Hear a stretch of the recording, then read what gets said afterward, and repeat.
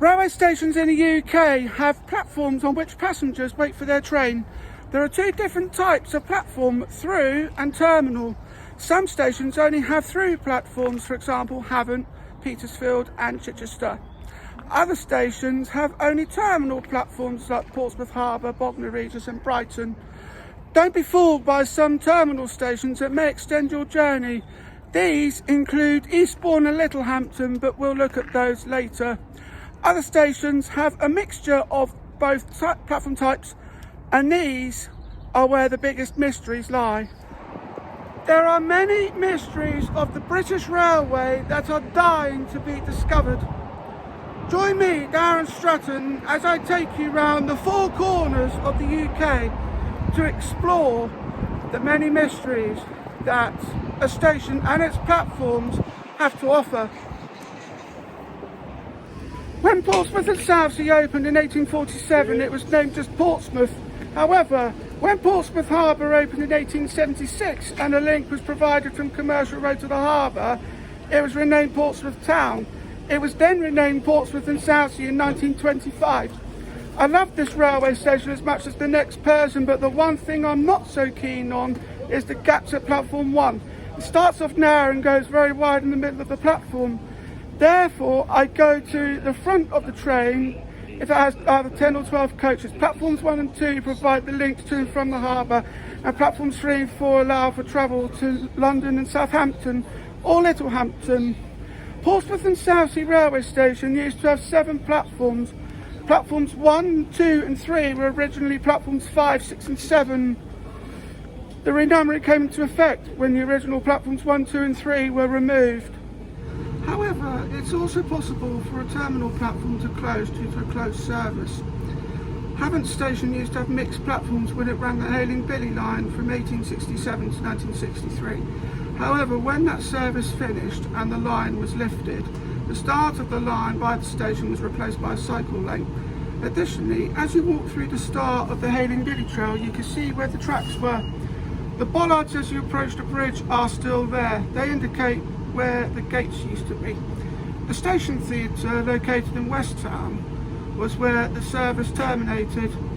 While it's possible to walk the whole of the trail, it spans across 7 miles, meaning it would take about a couple of hours to complete the whole walk, after which you would grab a 31 to get back to Havant, or a 30 if you were going to Mengen. But what happens when a through platform is reduced to a terminus? The answer to this question comes in the form of Farehams railway station. When this station opened in 1841, it served as a single line to Gosport. It was then extended in 1848 to allow services from Brighton, London and Southampton. However, when the Gosport line closed in 1953 for passengers, 1969 for goods, platform 2 was reduced to a terminus platform to allow late running trains to terminate. Farehams station offers services across the south of England and Wales, with the Great Western Railway service to Great Malvern from Brighton spanning across 7 counties, and the Great Western Railway service to Cardiff from Portsmouth spanning across 4. Interestingly enough, now that I come to think about it, there are some railway stations here in the UK where the platforms are not numbered numerically. Look at Portsmouth and Southsea. When there were 7 platforms, they were numbered from left to right in reverse numerical order from 7 to 1. However, following the renumbering when the original platforms 1, 2 and 3 were removed, reading the platforms from left to right now goes 2, 1, 3, 4. This was because platform 2 was platform 7 and platform 1 was platform 6. I haven't found any other stations that have a shuffle platform numbering system as of yet, but I do know that there are more stations out there that have that notion. Basingstoke is an interesting station as it serves as a central point for services to London Waterloo from Portsmouth, Exeter and Weymouth. There are a couple of ways where you can travel to Reading using either a fast cross-country service on platform 4 or a stopping Great Western Railway service on platform 5. Platform 5 is the terminus for the Reading service, and some London Waterloo services start from and terminate on platform 1. There is even a 1924 South Western Railway service on platform 4 that ran directly to Havant, but this service has now been scrapped. Another scrapped service that called at this station is the South Western Railway service to Bristol Temple Meads. This was attached to the train going to Exeter St David's.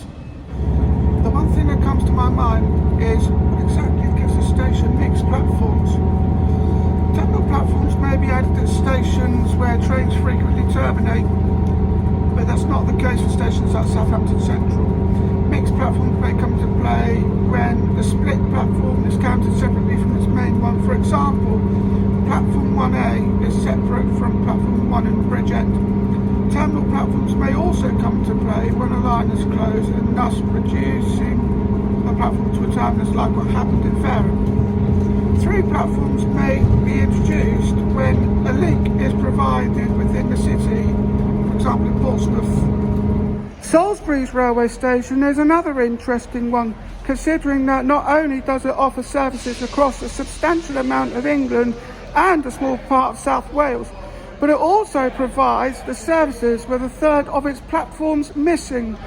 This railway station offers services across 4 platforms: platforms 2, 3, 4 and 6.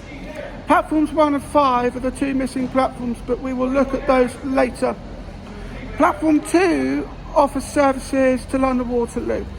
Platform 3 is used by services to Southampton, leading on to Portsmouth and Brighton. Platform 4 offers services from Portsmouth to Cardiff and services from Brighton to Great Malvern. Platform 6 is the terminus of the Circle route, which then calls first to Chandler's. The journey from Exeter to London takes around 4 hours. The journey to Cardiff from Portsmouth about 3.5 hours, and the journey to Great Malvern from Brighton 5.5 hours. The second journey of that one terminates at Bristol Temple Meads. Now, the one question that comes to mind is, with platforms 1 and 5 missing, why didn't South Western Railway renumber the platforms? Well, my only guess at this point is it's down to technicality, where the renumbering of the platforms may confuse the signal. This, however, wasn't the case when it came to Portsmouth and Southsea, and that was reduced from 7 platforms to 4, because the original platforms 1, 2 and 3 were removed, and platforms 5, 6 and 7 were renumbered to 1, 2 and 3. I am now on the train going back on myself to Basingstoke, and when I arrive I will make my way over to platform 5, where you'll find the Great Western Railway service that goes to Reading. It offers a stopping service across 4 stations for a total time of about 25 minutes. If you want a faster service, you can opt for a cross-country service going to Manchester Piccadilly from Bournemouth, which will get you there in about 15 minutes. The thing I find interesting about Salisbury railway station is that it's managed by South Western Railway, seeing that the 3 stations that come before it, Romsey, Dean and Mottersfontein, Dunbridge, are all managed by Great Western Railway.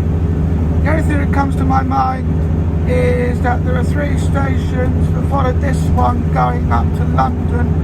Greatley and Dover and Overton are also managed by South Western Railway, and that it made sense to have this station managed by the same company. Reading Railway Station has 15 platforms, the most platforms in this episode. Platforms 1 to 3 are terminal platforms going to Basingstoke and the C2C services on platform 1 and the east of England. Platforms 4 to 6 are for services to London Waterloo by Gatwick and Guildford. Platforms 7 to 15 offer services to from London to Cardiff and Swansea and Malvern and Hereford. Some services enter in one direction and leave the same way. Those are the services that come from Basingstoke. Some of those continue on to Oxford and others go back to Basingstoke. There used to be a cross-country service that ran from Guildford to Newcastle, which called here too, until it was scrapped in 2020.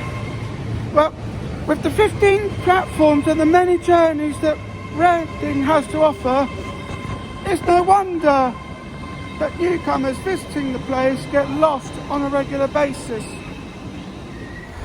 Guildford has a total of 7 working platforms. Platform 7 is not being used despite it still being there. This is due to the signal track running between that platform and platform 6. Platform 1 is the terminus platform offering services to London Waterloo by Cobham and Stoke Davenham or Staines, and a limited service to London Victoria. Platforms 2 to 8 are split into Portsmouth End and London End, with the exception of platform 7, which is not used. Platform 8 offers services to Reading. Cross-country services use this station as the starting point for trains going to and from Newcastle, but this has now been suspended. I used this route to go to Rotherham as it meant that I only needed 3 trains instead of 4 or 5. There are currently 3 train operating companies that operate in this station. Southern Services operate to London Victoria from this station. South Western Railway operate to London Waterloo from Portsmouth. The Great Western Railway services operate to Reading from Gatwick Airport or Red Hill.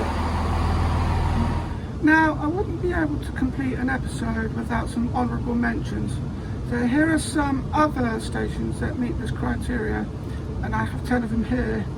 I will mention how many platforms each station has, and then look at which ones are continual and which ones are terminal. Birmingham New Street has 13 platforms. Platforms 1 to 12 are continual platforms, and platform 4C is a terminal. Platform 4C is a separate platform, and all the other platforms split into A and B. Sheffield has 9 platforms. Platforms 1, 2, 5, 6 and 8 are continual platforms. Platforms 2C, 3, 4 and 7 are terminal platforms. Platform 2C is a separate platform, and apart from platform 7, all the other ones split into A and B. Crewe has 12 platforms. Platforms 1, 5, 6, 11 and 12 are continual, whereas platforms 2 to 4 and 7 to 10 are terminal platforms. Wimbledon has 10 platforms. Platforms 5 to 9 are continual platforms, and platforms 1 to 4 and 10 are terminal. Platforms 1 to 4 serve the Underground, and platform 10 is for tram services to Croydon. Orpington has 8 platforms. Platforms 2 to 5 are continual, and the other ones 1, 6, 7 and 8 are terminal platforms. Chester has 7 platforms. Platforms 3, 4 and 7 are continual. Platforms 1, 2, 5 and 6 are terminal platforms. The 3 continual platforms split into A and B. London Blackfriars has 4 platforms. Platforms 1 and 2 are continual platforms, and platforms 3 and 4 are terminal platforms. Manchester Piccadilly has 14 platforms. Platforms 13 and 14 are continual platforms. Platforms 1 to 12 are terminal platforms. Platforms 13 and 14 are on a bridge and provide the services going to and from Liverpool. Haymarket has 5 platforms. Platforms 1 to 4 are continual platforms, and platform 0 is a terminal. This is one of the 9 railway stations in the UK to have a platform 0. Bridgend has 4 platforms. Platforms 1 and 2 are continual platforms. Platforms 1A and 3 are terminal platforms. Platform 1A is a separate platform. I hope you enjoyed watching this video. Stay tuned for the next one as I talk about the railway stations that are falling into a state of disuse. I've been Darren Stratton, and I would like to thank you for watching.